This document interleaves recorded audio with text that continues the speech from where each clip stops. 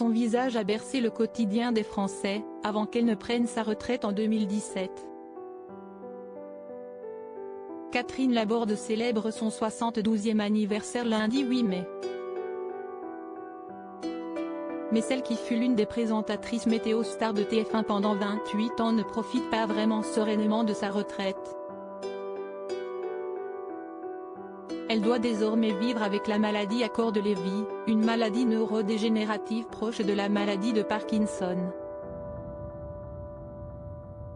Un quotidien rendu compliqué, mais dans lequel elle peut compter sur son mari, l'écrivain Thomas Stern. Mais l'époux de Catherine Laborde reconnaît que sa nouvelle vie d'aidant n'est pas toujours facile à assumer. Bien sûr que j'ai envie de fuir, reconnaissait-il volontiers dans une interview vidéo de nos confrères de Femmes Actuelles diffusée en janvier dernier.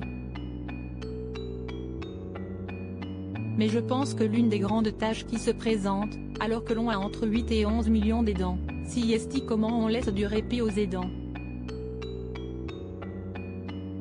C'est-à-dire comment on ne les coince pas dans le lourd devoir et la culpabilité d'avoir assumé, en général presque seul, le destin d'aider qui commencent eux-mêmes à se détacher du corps social. Céline Dion, Hélène Ségara, Édouard Philippe.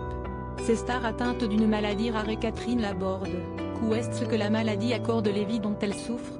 Dans cette interview vidéo, les deux époux expliquent en quoi consiste la maladie à corps de Lévy, une affection encore peu et mal connue du grand public. C'est une maladie qui déclenche des troubles qui sont d'un côté apparentés à la maladie de Parkinson, troubles moteurs, tremblements,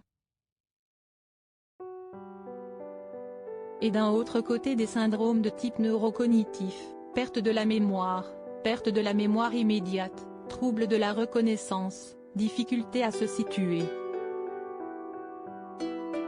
Détaille Thomas Stern face à la caméra de Femmes Actuelles. De son côté, Catherine Laborde évoque dans cette interview l'alternance de phases d'aggravation et d'amélioration. On plonge petit à petit dans quelque chose de très difficile, de très douloureux, et puis on remonte, explique l'ancienne présentatrice météo. Et quand on arrive en haut, comme dans les montagnes russes, pouf, on redescend à nouveau. Et ça, c'est difficile à vivre.